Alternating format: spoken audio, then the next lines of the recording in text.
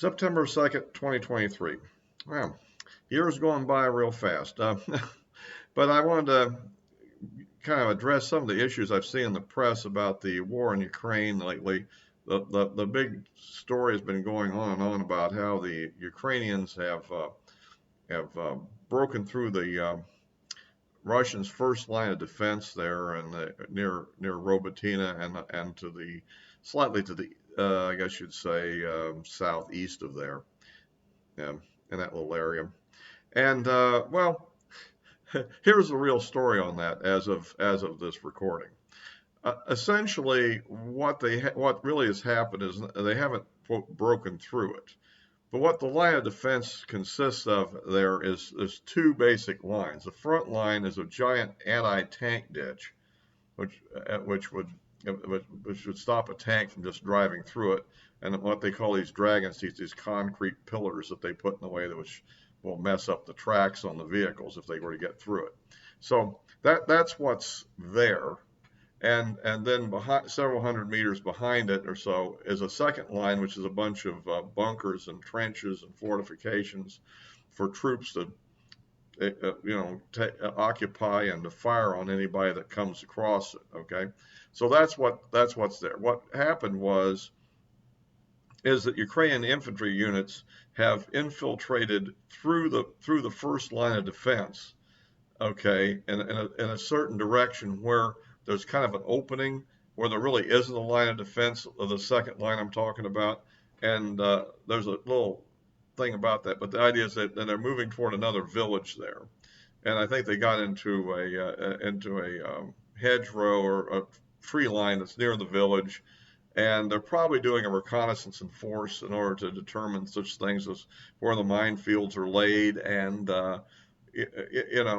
and other issues about. And the other thing they may be trying to do is to try to induce the Russians to open fire on them and give away their artillery positions so that then they can send their drones in to try to attack them. So that's the kind of thing that's going on. But as far as a major armored thrust across there, no, they haven't. And this is more like a reconnaissance effort, I'd say, than an actual assault at this point. But anyway, that's kind of what they're talking about. Okay, so. And the other thing about that, I mentioned that there really isn't a second line in the area where they went.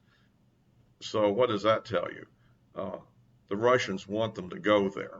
So obviously this is some kind of a trap they've set up where they have firing positions on both sides of it, and who knows, maybe minefields or whatever.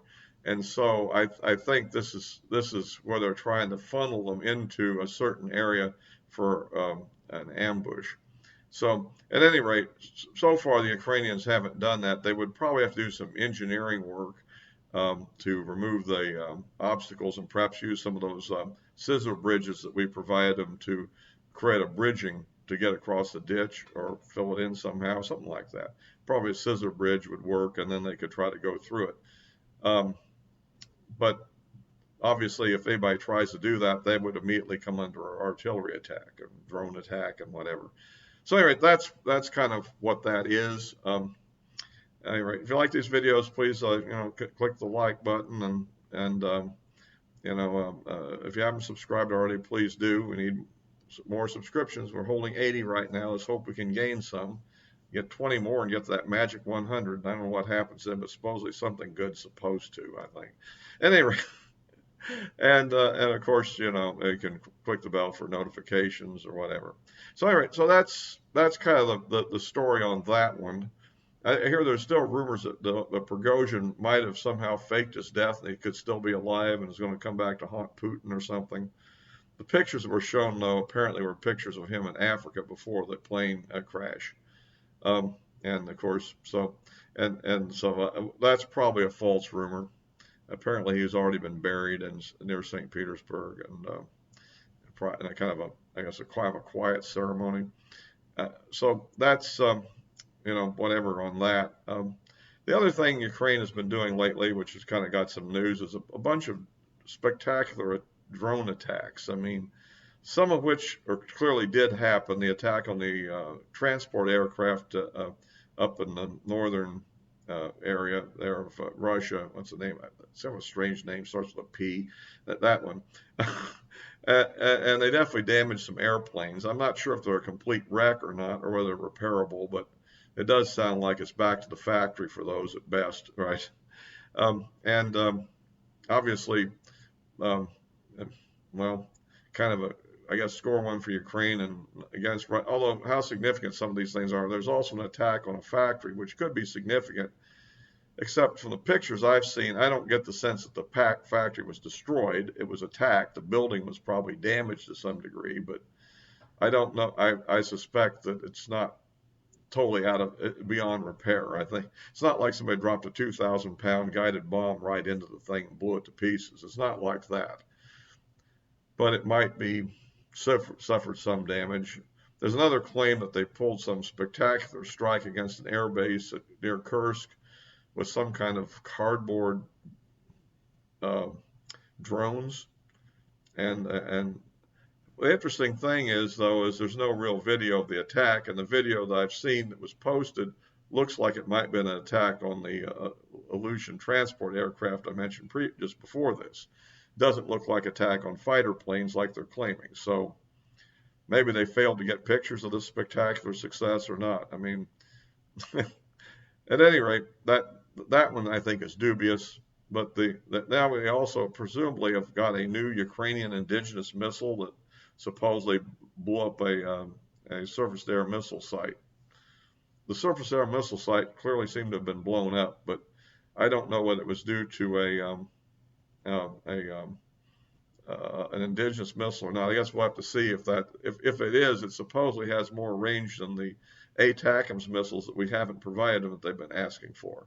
So, of course, you have to realize that historically, I mean, there was a fair amount in the Soviet days. There was a fair amount of arms industries in Ukraine. I mean, there was some serious industry in that area in the day. So, who knows? Maybe they're a clever group, you know.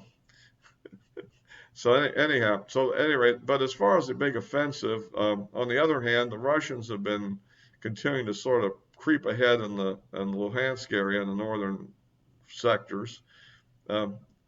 Not very fast, but they're creeping ahead just like the Ukrainians are creeping ahead in the south. I think the difference may be that the Ukrainians are taking a lot of casualties for each a few hundred meters of ground they take, where I think the Russians are behaving a little more cautiously and aren't really doing quite the, it's almost the opposite of what we used to be hearing, that, the Russians are sending in untrained troops and all that stuff. Actually, quite the opposite. Apparently, Russians are trained and behaving pretty good military style, and the Ukrainians are just grabbing all kinds of people up and throwing them into the battle, as well as the NATO-trained troops, which probably didn't have anything like the level of training that, for instance, the U.S. military would do or the British military would do before they would deploy people into combat.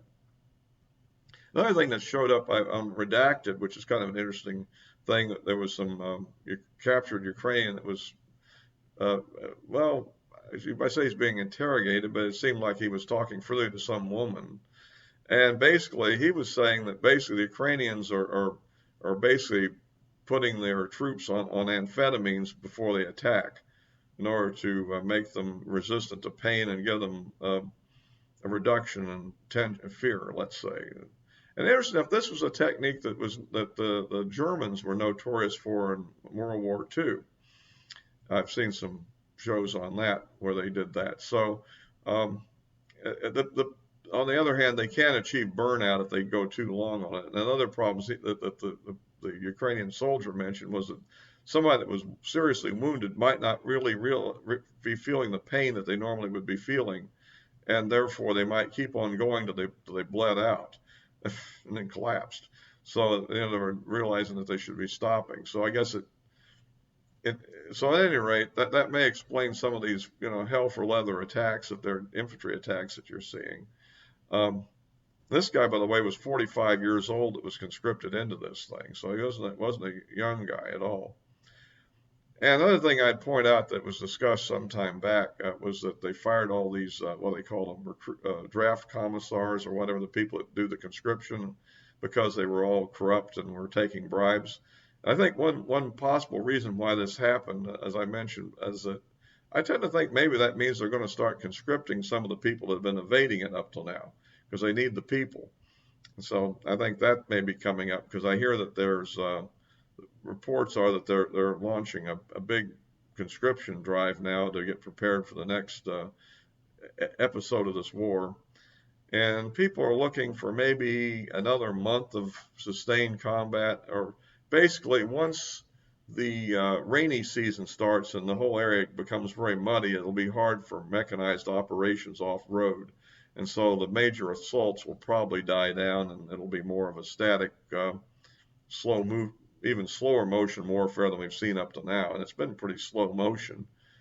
Again, this combination, as I mentioned in other cases, of the drones coupled with artillery seem to have just transformed the war. And I just saw a show the other day on the news where the U.S. military is getting into procuring a large quantity of drones. So it look these quadcopter things, and I guess these a little bit bigger ones, about the size that they were talking about that the police in New York might be using for observation purposes. But this is a new state of conflict. So anyway, that's kind of what's happening. I give you kind of a lowdown on what's been happening, kind of how to interpret the propagandistic media we're getting. I think the truth is somewhere between what you'd get out of a McGregor on the one hand and what you'd get out of our media on the other hand. It's kind of in the middle there. I don't think it's not over yet at all by any means. And the thing I'm beginning to doubt is I don't know whether the Russians could even possibly, achieve a real dramatic victory. It doesn't look like anybody's offensive is going to move that fast, unless somebody was, one side or the other, were able to accumulate a truly superior amount of forces, and were willing to take the losses it would take to literally launch a sustained drive. But I don't think either side really is in a position politically or materially to do that. But anyway, so that's kind of what I see happening in that. Like I said, so I'll kind of be wrapping this up for now. But I think that's kind of, it's an ongoing slugfest, and we'll have to see just how much this new Ukrainian weapon turns out, how many of those there are, and is it real? 470 miles, that gives them some reach now, if that's the case. And we'll have to see, what comes from that. So I'll also be posting this on Rumble as always, and then, of course, the addresses of my social media accounts are in the description below. And I have been posting on X from time to time on a variety of topics, on this and on the election and other things. So until next time.